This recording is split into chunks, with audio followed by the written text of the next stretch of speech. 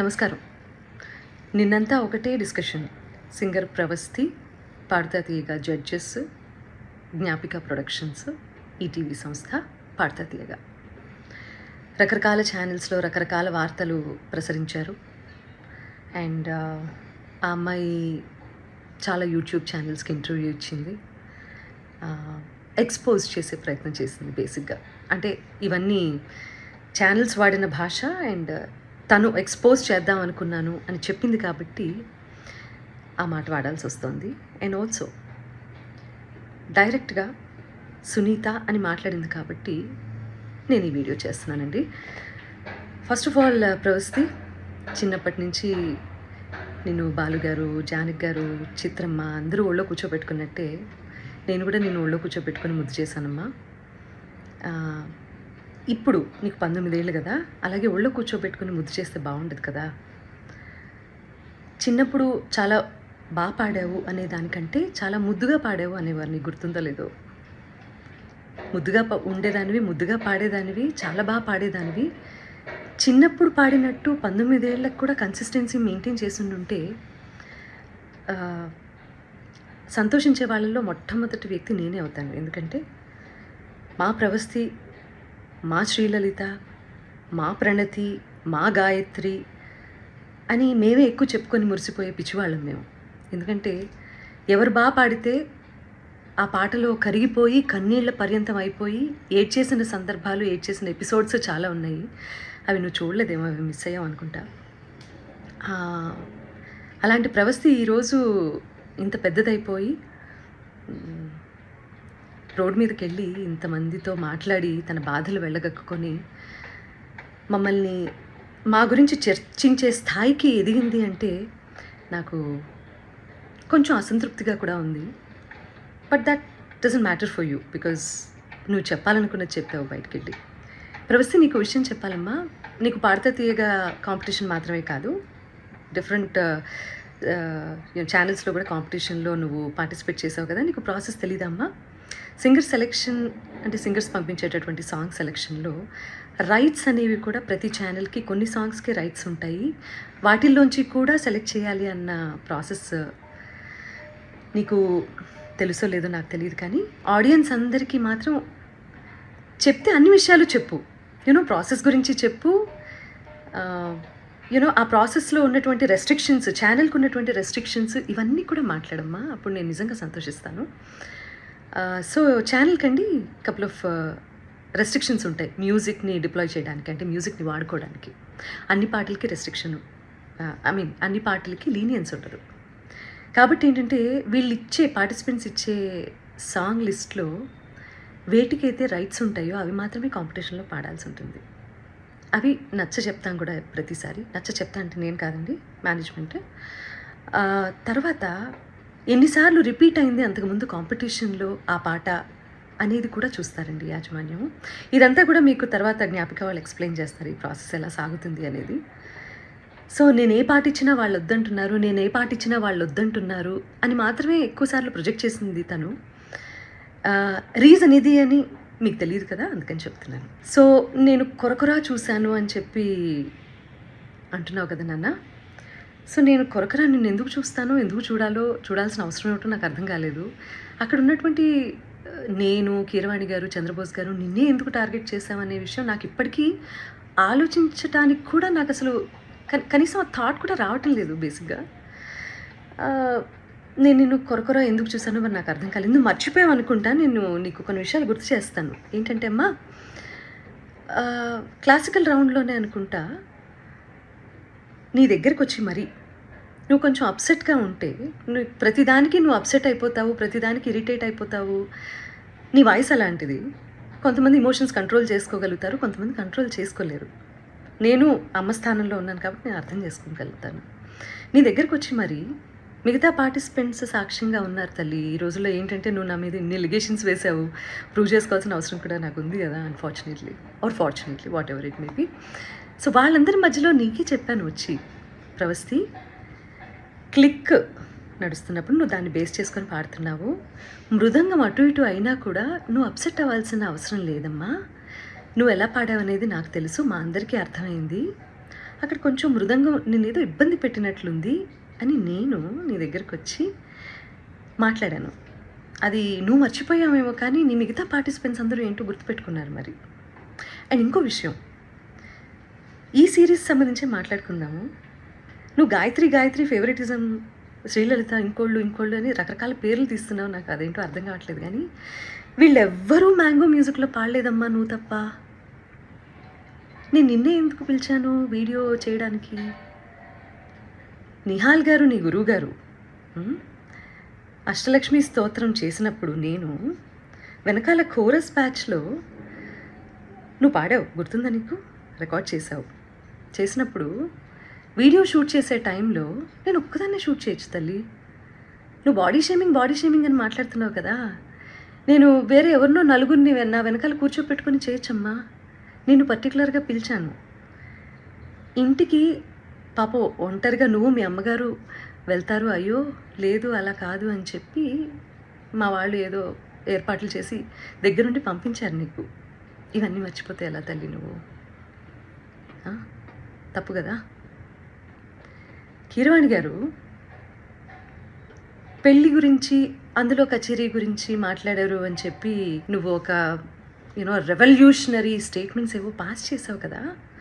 పెళ్ళిళ్ళలో నేను కూడా పాడతాను, ఓకే?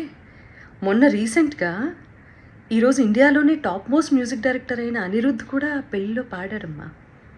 ఆయన ఒపీనియన్ ఆయన చెప్పారు. నేను ఇప్పటి వరకు పెళ్లి కచేరీలు ఎందుకు చేయలేదంటే అని వరల్డ్ మ్యూజిక్ డే సందర్భంగా ఒక గొప్ప సంగీత దర్శకుడు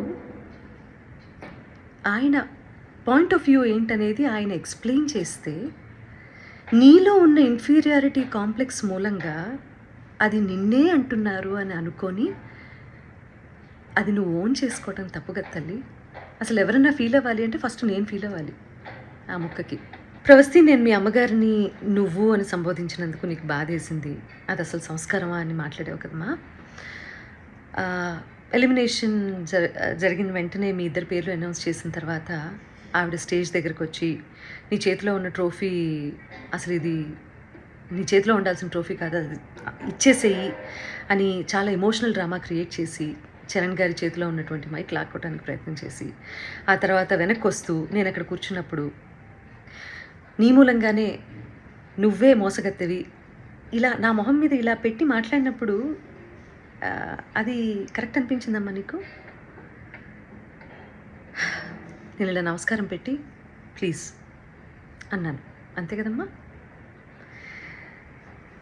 సో అదంతా చాలా కెమెరాస్లో రికార్డ్ అయింది. ప్రవస్తి చెప్పేవన్నీ తప్పులు అని ఆ రికార్డింగ్ బయట పెట్టే అవకాశం ఛానల్కి లేకపోలేదు. కానీ ఆవేశంలో ఉన్నారు మీ అమ్మగారు, నువ్వు చాలా ఎమోషనల్గా ఉన్నారు, ఒక ఓటమిని అంగీకరించలేకపోతున్నారు. కాబట్టి తర్వాత తిరిగి కూర్చొని మాట్లాడదాము అని చెప్పి నువ్వు మీ అమ్మగారు విసురుగా బయటికి వెళ్ళిపోయారు. చాలా ఎమోషనల్గా ఉన్నారు, చాలా ఆవేశంలో ఉన్నారు. మాకు కనీసం మాట్లాడే అవకాశం కూడా ఇవ్వలేదు. చంద్రబోస్ గారు ముందుగా వెళ్ళిపోయారు, ఆయనకి టైం లేదని. కీరవాణి గారు నేను చూడలేనని వెళ్ళిపోయారు. సునీత గారు నా ఎలిమినేషన్ చూడడం కోసమే కూర్చున్నారు. చాలా తప్పు మాట్లాడావమ్మా, చాలా చాలా తప్పు మాట్లాడావు. ఎవరు ఎలిమినేట్ అయితేనో, ఎవరన్నా ఒకళ్ళు జీవితంలో ఓడిపోతేనో సంతోషించేంత నీచమైన క్యారెక్టర్ నాది కాదు. ఈ మాట నీ మూలంగా ఇవాళ చెప్పుకోవాల్సి వస్తుంది.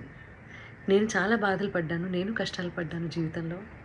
నాకంటే లోయెస్ట్ పాయింట్ అనుభవించిన వాళ్ళు నా తోటి కళాకారుల్లో ఎవరూ లేరని నేను ఈరోజు చెప్తాను. అలాంటి నేను ఒకళ్ళ ఓటమి, నేను ఒకళ్ళు ఏడుస్తుంటే చూసి సంతోషించే రకాన్ని కాదు. ఏడుపు విలువ నాకు తప్ప ఎవరికి తెలియదని నేను ఫీల్ అవుతూ ఉంటాను. నాకే బాగా తెలుసమ్మా ఏడుపు అంటే ఏంటో, ఓటమంటే ఏంటో, జీవితం అంటే ఏంటో. ఇవన్నీ మీ అందరికంటే ఎక్కువ నాకే తెలుసు, ఓకే?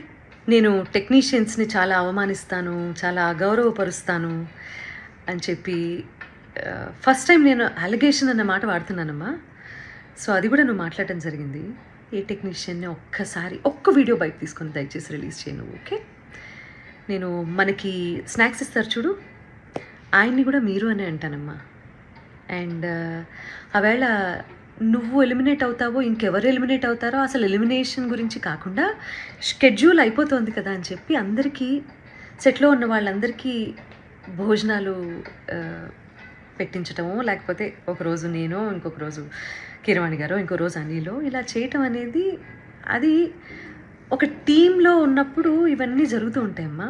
నువ్వు కూడా నేను పెట్టిన పేస్ట్రీ తిన్నావు మరి బయటికి వెళ్ళి అదేంటో నేను ఎలిమినేట్ అయిపోయినందుకే సునీత గారు పార్టీ ఇచ్చారు అందరికీ అని మాట్లాడుతున్నావు. I seriously don't understand this. నువ్వు ఒకదాన్ని ఇంకో దానికే ఆపాదించి ఫ్యాబ్రికేట్ చేస్తున్నటువంటి తీరు చూస్తే మాత్రం నాకు చాలా అంటే చాలా ఆశ్చర్యంగా ఉంది. అండ్ ఇది మంచి పద్ధతి కాదు. ఇంకో ఆశ్చర్యకరమైన విషయం ఏంటంటే, ప్రవస్తి మీ అమ్మగారమ్మ, సునీతకి పిల్లలు ఉన్నారు, కీరవాణి గారికి పిల్లలు ఉన్నారు, అనిల్ ప్రవీణ వాళ్ళకి పిల్లలు ఉన్నారు, నాశనం అయిపోతారు అన్న శాపనార్థాలు కూడా పడాల్సిన పరిస్థితి వచ్చింది మాకు. ఫైనల్గా కాంపిటీషన్ అన్నప్పుడు ఓటమి ఉంటుంది, గెలుపు ఉంటుంది.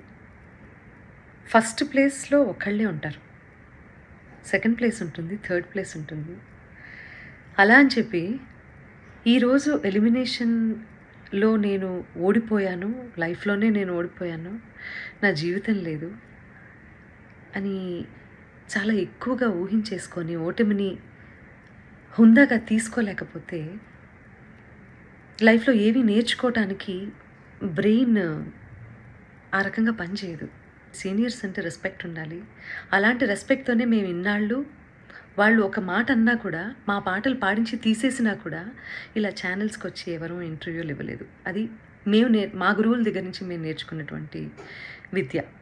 కాబట్టి ఈ జనరేషన్ అందరూ కూడా దయచేసి చాలా ఓవర్గా రియాక్ట్ అవ్వటం, ఓవర్గా సెన్సిటైజ్ చేసి టాపిక్ని అసలు ఎక్కడ ఇంప్రూవ్ అవ్వాలన్న విషయాన్ని మర్చిపోయి ఇలా బిహేవ్ చేయటం అనేది కరెక్ట్ కాదని చెప్తూ, పేరెంట్స్ కూడా పిల్లల్ని మంచి మార్గంలో, నాన్న నీకు తెలిసింది తక్కువే, తెలుసుకోవాల్సింది ఇంకా చాలా ఉంది అని చెప్పి వాళ్ళని ఎంకరేజ్ చేసే దిశగా మీరు కూడా వాళ్ళతో ఉంటారు అని చెప్పి ఆశిస్తూ, ఎందుకంటే తల్లి తండ్రి తర్వాత గురువు, ఆ గురువు స్థానంలో మా ముగ్గురిని చూసే మీరు కాంపిటీషన్కి వచ్చారు.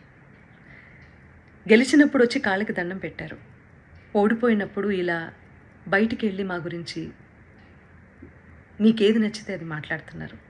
ఇది మంచి పద్ధతి కాదు. ఇది ఒక జనరేషన్ డేంజర్లో పడేసేటటువంటి ఒక సిచ్యువేషన్. కాబట్టి ఆచితూచి మాట్లాడండి, ఆచితూచి నిర్ణయం తీసుకోండి.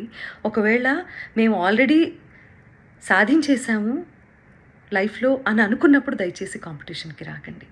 కాంపిటీషన్కి వస్తే మీరు మంచి మార్కులు తీసుకోవాల్సి వస్తుంది, సలహాలు సూచనలు తీసుకోవాల్సి వస్తుంది. కాబట్టి ఆచితూచి నిర్ణయం తీసుకోండి. ఈ కాంపిటీషన్ ద్వారా చాలామంది ఇది ప్రొఫెషన్ చేసుకొని చాలా ఫ్లరిష్ అవుతున్న వాళ్ళు చాలామంది ఉన్నారు. కాబట్టి నేను వాళ్ళు ఎందుకు బయటకు వచ్చి మాట్లాడటం లేదో, అఫ్కోర్స్ ఈరోజు సోషల్ మీడియాలో కింద కామెంట్సే కదా ఇంపార్టెంట్, వాటికి భయపడుతున్నారేమో నాకు తెలీదు. బట్ వాళ్ళందరూ కూడా వచ్చి మాట్లాడితే బాగుంటుంది. మంచి చేసింది కదా కాంపిటీషన్, మీకు మాట్లాడిన దాని గురించి కూడా. ప్రవస్తి, ఇప్పటికి కూడా నేను నీకు చెప్పేది ఒకటే, మేమందరం నీ మంచినే కోరుకుంటాము. చిన్నప్పటి నుంచి ముద్దు చేసామన్నావు కదా, అలాగే ఇప్పుడు కూడా అదే తల్లి హృదయంతో నీకు చెప్తున్నాను నేను. నువ్వు ఆవేశంలో ఉన్నావు, కొంచెం కూల్గా ఆలోచించి జీవితంలో సరైన నిర్ణయాలు తీసుకొని మంచి గురువు దగ్గర సాధన చేసి మంచి పాటలు పాడి సంగీత ప్రపంచంలో నీకంటూ ఒక మార్క్ క్రియేట్ చేసుకుంటామని నేను కోరుకుంటున్నాను. ఎందుకంటే దేన్నైనా ఎవరైనా ఆపేంత కెపాసిటీ ఇక్కడ లేదమ్మా. ఎవరి టాలెంట్ని తొక్కేయలేరు, ఆపేయలేరు. అర్థమైందా? దానికి బెస్ట్ ఎగ్జాంపుల్స్ చాలామంది జీవిత చరిత్రలు ఉన్నాయి. వీలైతే నీకు టైం ఉంటే అవన్నీ ఒకసారి చదువు తీరిగ్గా, నీకే అర్థమవుతుంది. Okay, I wish you all the best and yeah, please take care. Hit TV app, ఇందులో short news, live news, entertainment shows, movies, digital magazines తో పాటు మీ జిల్లా వార్తలను కూడా ఫ్రీగా చూడొచ్చు. ఇంకెందుకు ఆలస్యం, వెంటనే హిట్ టీవీ యాప్ ని డౌన్లోడ్ చేసుకుని ఫ్రీగా ఎంటర్టైన్మెంట్ పొందండి. Hit TV app. Hit TV app. Please download Hit TV app. Hit TV app ని ఫ్రీగా డౌన్లోడ్ చేసుకొని ఎంజాయ్ చేయండి. మీకు నచ్చిన ఎంటర్టైన్మెంట్ కోసం హిట్ టీవీ యాప్ ని ఫ్రీగా డౌన్లోడ్ చేసుకుని ఎంజాయ్ చేయండి. హిట్ టీవీ యాప్ ని డౌన్లోడ్ చేసుకుని ఆస్వాదించండి, ఆశీర్వదించండి. ఇంతమంది సెలబ్రిటీలు హిట్ టీవీ యాప్ ని డౌన్లోడ్ చేసుకోండి అని చెప్తున్నారంటే ఎంత మంచి యాప్ ఆలోచించండి. అమెరికా అమెరికా అమెరికా అమెరికాలో చదవాలనుకునే వాళ్ళకి విశ్వసనీయమైన పేరు మన శౌర్య కన్సల్టెన్సీ. UK లో 1 year masters. UK లో 1 year masters. 2 years work permit up to 5 years visa. Contact Saurya Consultancy. Contact 89851 89851.